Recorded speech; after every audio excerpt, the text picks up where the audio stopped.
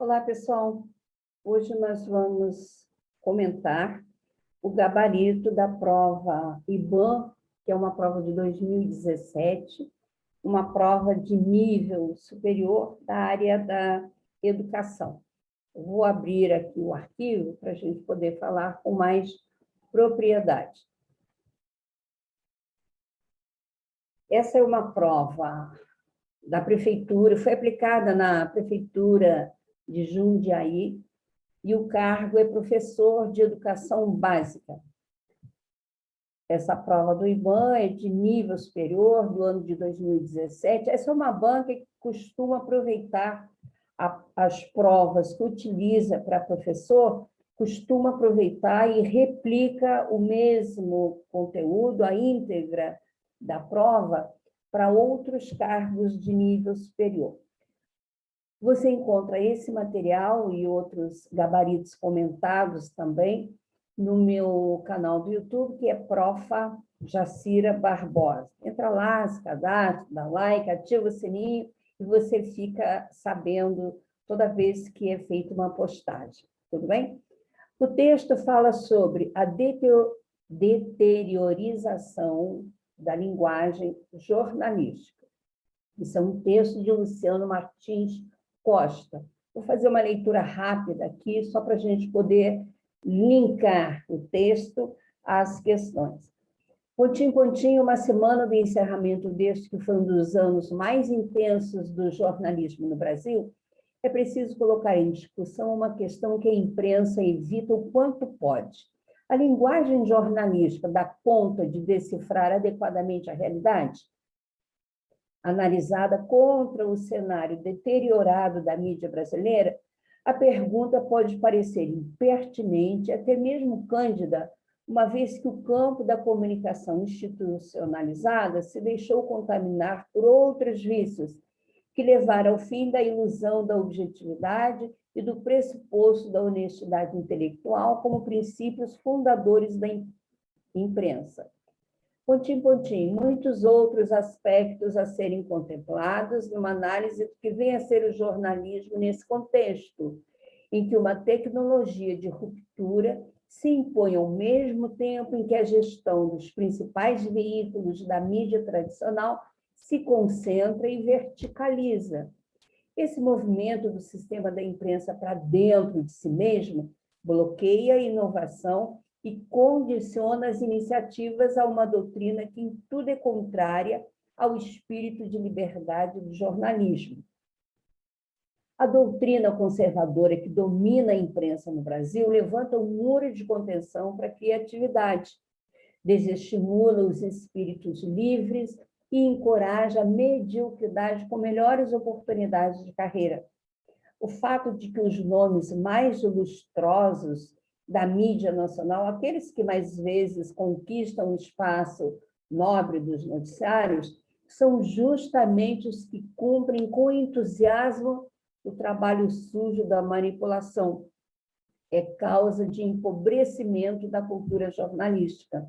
Existem, mas são raros, os profissionais que, descolando-se da orientação centralizadora, ganham distinção pelo trabalho independente e de qualidade. Pontinho, pontinho, a gestão vertical e centralizada resulta num jornalismo mais pobre, burocrático e em linha direta com a opinião do comando das empresas de comunicação. Pontinho, pontinho, a atividade jornalística exige que, na origem, o material que vai compor o noticiário e o conjunto de opiniões seja colhido livremente, condicionado apenas pela ética, e seja trabalhado até a edição final sob o crivo das múltiplas possibilidades de interpretação. A observação diária e por longo prazo da mídia tradicional no Brasil induz a concluir que a ligação direta entre os donos das empresas e as bases da redação limita as possibilidades de interpretação dos acontecimentos. Décadas atrás, quando as redações eram caracterizadas pela diversidade, o debate se fazia desde a pré-pauta e os repórteres tinham um papel mais ativo na discussão sobre o que era importante em cada edição. Com as principais reportagens direcionadas desde a pauta até a manchete, o sinal que se dá aos repórteres é que, se quiserem subir na carreira, têm que ser principalmente dóceis ao comando. Esse é um elemento limitador da linguagem jornalística. Esse é o texto referência para as primeiras questões de uma prova que tem 14 questões. Pois bem, você percebeu que o texto ele tem pontilhados no primeiro, no segundo e no terceiro parágrafo. Se isso não impedir a sua leitura atenta, tudo bem. Se impede, o ideal é que você já tente preencher. Então, por exemplo, no primeiro parágrafo, uma semana do encerramento, desde que foi um dos anos mais intensos do jornalismo no Brasil. Só cabe a uma semana do encerramento, tá certo? E aí a dúvida pode ser, grafamos, escrevemos a preposição, partícula de realce, ou se trata do verbo haver? Se a gente está falando de tempo futuro, a uma semana do encerramento, não pode ser o verbo haver. Então, é o a, sem acento, sem nada. Na questão de número 3, no parágrafo, quer dizer, de número 3, o raciocínio é o mesmo. Há muitos outros aspectos a serem contemplados. Perceba que aqui é como se a significação fosse existem muitos outros aspectos, tá certo? Quando eu tenho essa equivalência, haver, existir, esteja certo que se trata do verbo haver. E aí você já preencheu os 2 primeiros espaços. Vamos para a questão de número 1. As lacunas presentes no início desses parágrafos que acabamos de comentar deverão, então, ser preenchidas observando-se o rigor da norma culta, conforme indicado em qual alternativa. Como acabamos de ver, primeiramente nós temos o A e depois nós temos o A com H, porque trata-se do verbo haver. Então, a questão de número 1, a resposta correta é a letra C. 2. Segundo o autor, a pergunta lançada no primeiro parágrafo pode parecer, abre aspas, impertinente e até mesmo cândida. Considerando o teor do texto, isso equivale a dizer que ela pode... Aqui nós estamos tratando de sinonímias, tá certo? Que significa impertinente, cândida, inoportuna, ingênua. Então, a resposta correta para a questão de número 2 é essa letra C. Considerando o teor do texto, isso equivale a dizer que a pergunta lançada, né, pode parecer inoportuna e ingênua, que são sinônimos para impertinente e até mesmo cândida. Da leitura do texto, não é possível inferir que estão somente ou asseverado em qual das alternativas. Se não é possível, então nós vamos fazendo a leitura até esbarrarmos no não. A comunicação institucionalizada deixou-se contaminar por vícios que levaram ao fim da ilusão da objetividade? É o que diz o texto. Evidencia-se, no que se refere à mídia tradicional, uma centralização e uma verticalização na gestão de seus principais veículos. Sim, é isso que diz o texto. A tendência do sistema de imprensa mover-se para dentro do sistema redunda no bloqueio da inovação e contraria o espírito de liberdade do jornalismo. Exatamente, se você voltar ao texto, você vai encontrando esses fragmentos de texto que justificam essas opções de resposta. O que não acontece com a letra D. O fim da ilusão da objetividade deu-se a partir da interiorização nos meios de comunicação dos princípios que sempre nortearam a imprensa. Aliás, Nessa questão, opção D, as ideias nem estão concatenadas. Então, a resposta para a questão de número 3, o que não é possível inferir, está nessa letra D de dado. Segundo o autor, o empobrecimento da cultura jornalística atrela-se, está vinculado a qual dos seguintes fatos. Deixa eu abrir a questão para fazer leitura dos itens. Os nomes mais lustrosos do jornalismo perderam espaço considerável nos noticiários? Não, não é isso que o texto diz. Espíritos livres do jornalismo encorajam a mediocridade que hoje domina os principais meios de comunicação? Também não. A orientação centralizadora dos meios de comunicação vedou melhores oportunidades de carreira? De forma alguma, isso é declarado no texto. Mas, segundo o autor, o empobrecimento da cultura jornalística atrela-se às figuras mais destacadas na mídia nacional, aquecem em cumprir o trabalho de manipulação do público. Você pode ver que, na verdade, você vai ter até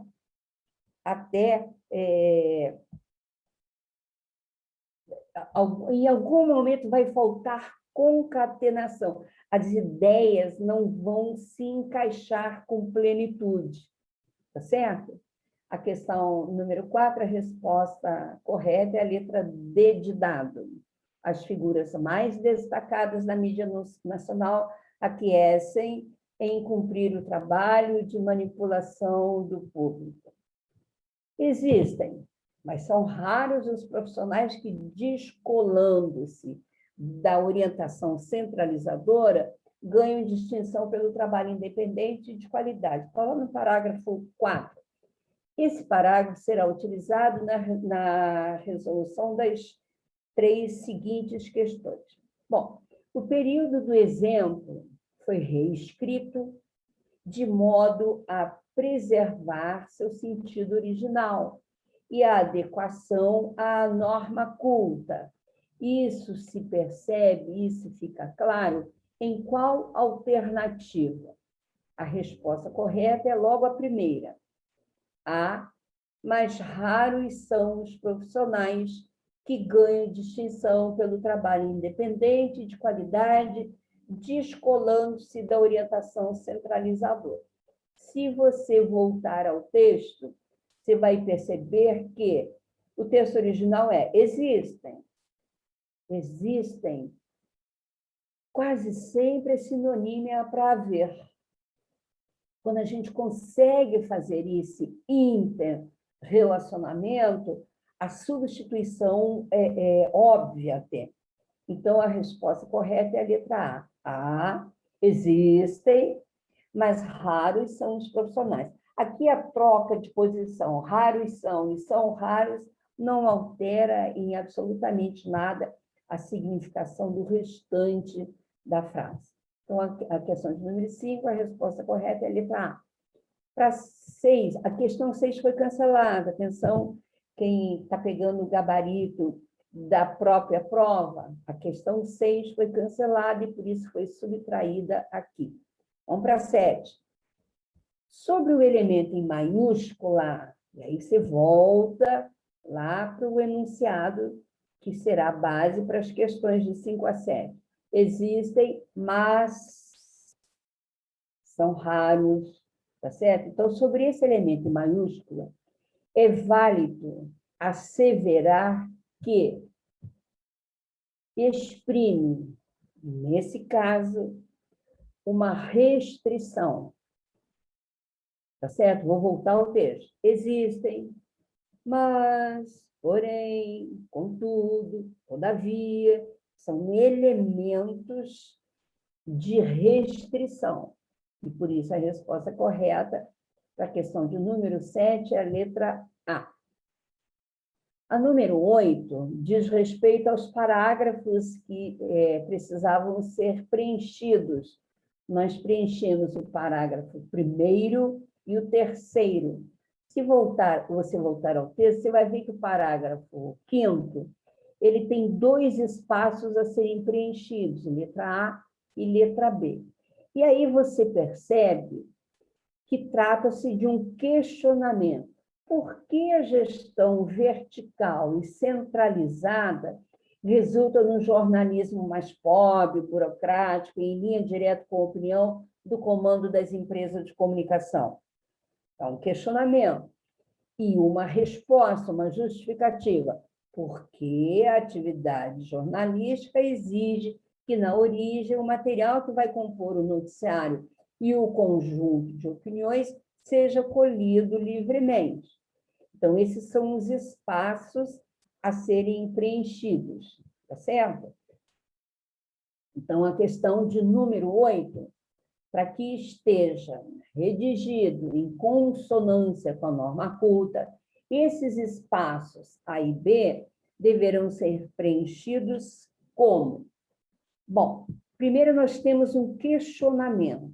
Se temos um questionamento, eu vou me referir a por qual motivo, por qual razão, usando o porquê separado, sem acento.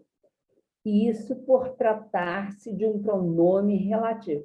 Toda interrogativa é um pronome relativo?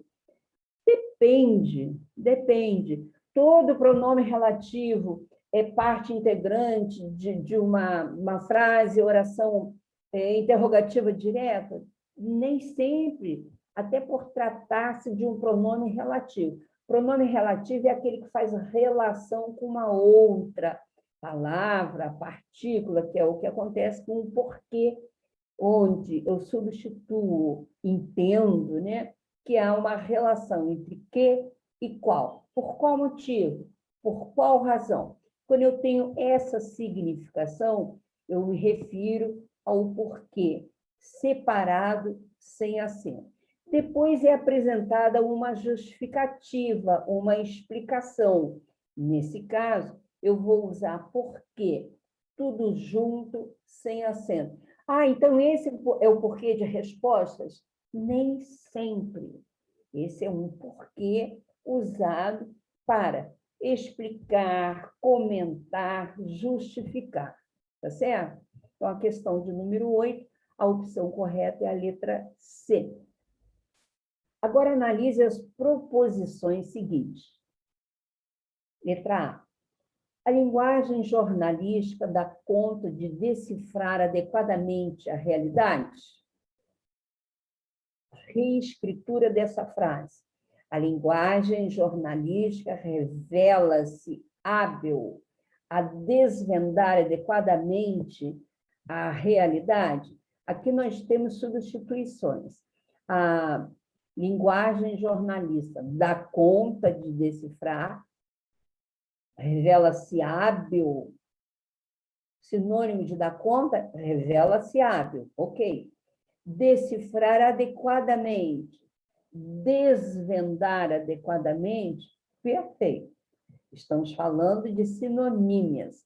São encaixes que fazemos com outras palavras sem perder a significação. Então, essa questão de número 9, a resposta, as opções de respostas são subjetivas.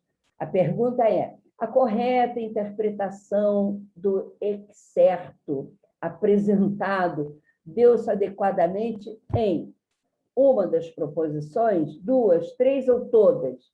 Somente uma, e por coincidência, a primeira, adequadamente, a correta interpretação deu-se adequadamente em, na letra A, uma única proposição das demais apresentadas. São apresentadas 1, 2, 3, 4, apenas uma procede, é pertinente, representada pela letra A. Então, a questão de número 9 tem por resposta correta a letra A. 10. Avalie os elementos sublinhados em cada um dos seguintes fragmentos, excertos quer dizer isso, fragmentos de texto. uma questão que a imprensa evita o quanto pode, a imprensa. No Brasil, induz a concluir que, estou repetindo as palavras destacadas, muitos outros aspectos a serem contemplados, encorajada a mediocridade com melhores oportunidades de carreira, a mediocridade. Então, considerando-se sob o ponto de vista morfológico, é válido afirmar que, e aqui a questão é sobre classes de palavras, opções. 3 desses termos classificam-se como artigo e um como preposição, ou 2 são artigo e 2 preposição. E aí você tem que voltar um por um para poder classificar. Uma questão que a imprensa evita, esse A é substantivo. Esse A é artigo, que acompanha o substantivo imprensa. No Brasil, induz a concluir. Esse A complementa a significação de induzir, é preposição. Muitos outros aspectos a serem contemplados, aspectos a serem. Complementa a significação, preposição. Encoraja a mediocridade. Mediocridade é substantivo, então aqui temos um artigo. Dá um pouco de trabalho, mas é isso que você precisa fazer quando tem esse tipo de questionamento. Avalie os elementos sublinhados. E aí você vai avaliar sob o ponto de vista morfológico. Apenas os que estão destacados. Qual é a classe de palavras a que eles pertencem? Você fez essa anotação na sua prova, então é fácil marcar para a questão de número 10 a letra B. 2 são classificados como artigo, 2 como preposição. Certo? Questão de número 11. Leia os trechos seguintes. Leia e avalie os vocábulos neles sublinhados. A deterioração da linguagem jornalística, que está no título, analisada contra o cenário deteriorado da mídia brasileira, está no parágrafo 2. Agora, assinale a alternativa verdadeira. Em ambos, observamos a ocorrência de atos. Nos 2, o número de fonemas é superior ao número de letras. A ocorrência de ato de ditongo e ato no primeiro, ditongo no segundo. No primeiro, o número de letras é superior ao número de fonemas. No segundo, ocorre exatamente o contrário. E aí você precisa elencar, buscar, pensar seus conhecimentos de morfologia. Comecemos pelos encontros vocálicos, hiato de tom. Hiato é o encontro de vogais independentes foneticamente, que eu pronuncio cada uma dessas vogais com a mesma potência, e por isso fica cada uma numa sílaba. Diferentemente do ditongo, que uma vogal meio que se apoia na outra. E aí eu tenho, na verdade, uma vogal e uma semivogal. Então, na palavra deterioração, e aí a gente precisa lembrar de separação de sílabas, eu tenho um hiato, e na palavra cenário, eu tenho um ditongo. Então, para essa questão de número 11, a resposta correta é a letra C, porque há ocorrência de hiato na primeira palavra e ditongo na segunda, certo? Vamos para o segundo texto. Clique. Cidadão se descuidou, roubaram seu celular. Como era um executivo e não sabia mais viver sem celular, ficou furioso, deu parte do roubo.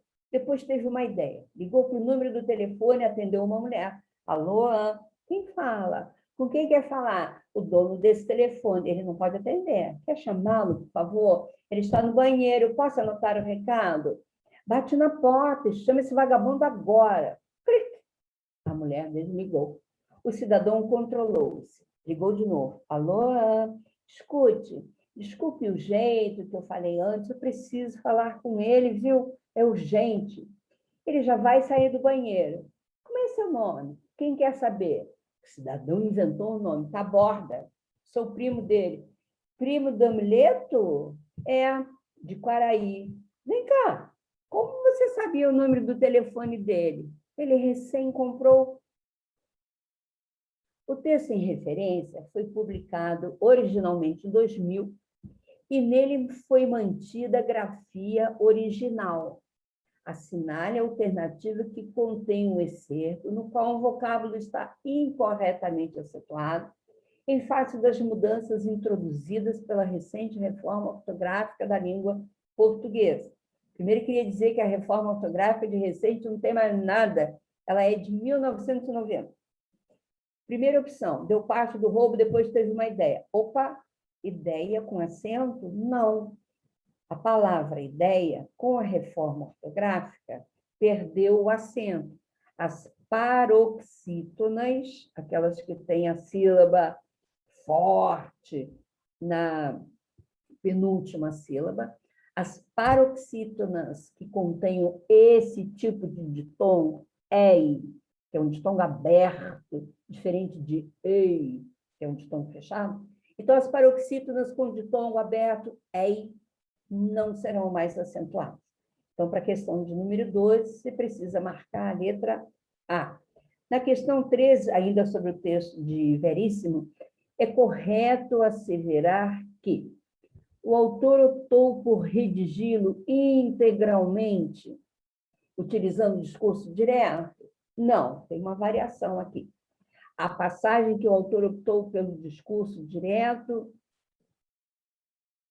como de Quaraí, em outras, pelo discurso indireto livre, como em... Eu posso anotar o recado?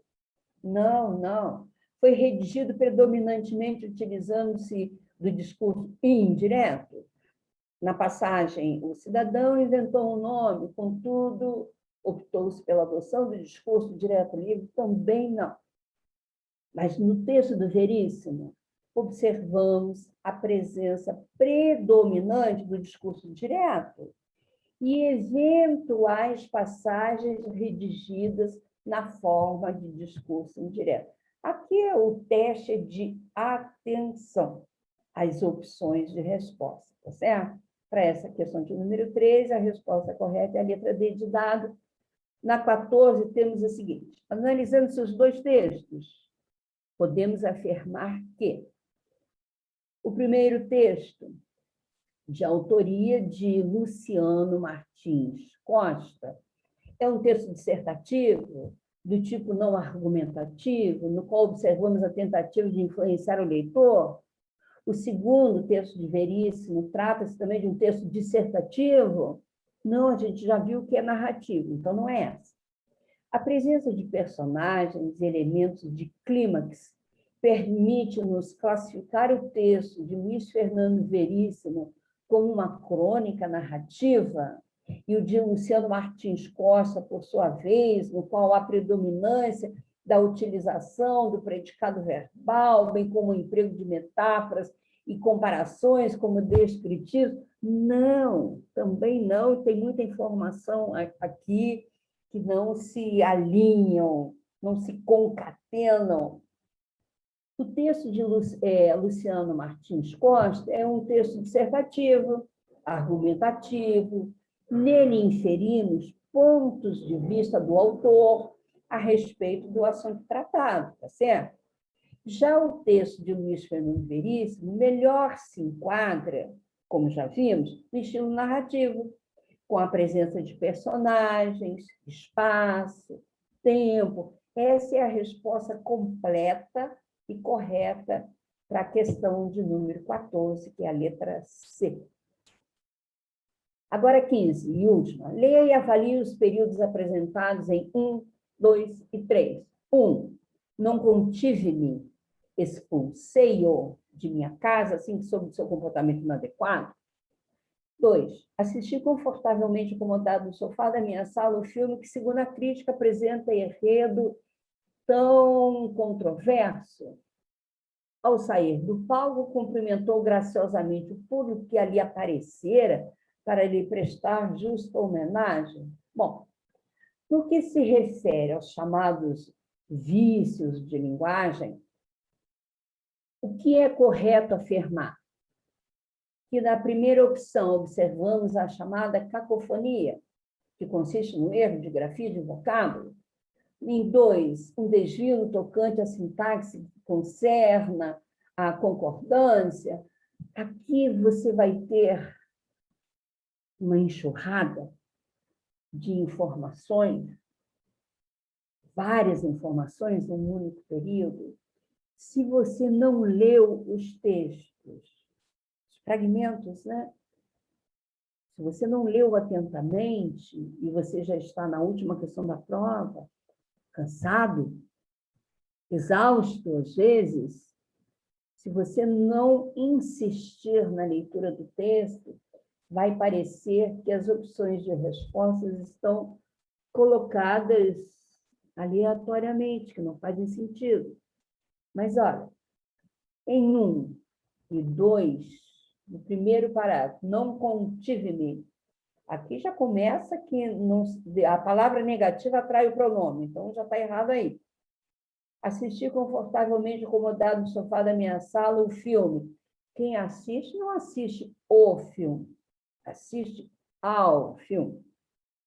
Então, olha só, a diferença de você voltar ao texto e analisar frase a frase. A primeira opção tem um erro, e já muito fácil de perceber, porque o pronome negativo, a expressão negativa atrai o pronome. Não é não contive, é não me contive. No 2, o verbo é assistir. Quem assiste no sentido de estar presente, olhar, apreciar, supervisionar, é um verbo transitivo indireto, que pede a preposição a. Então, quem assiste, assiste a o filme. Então, a regência está errada.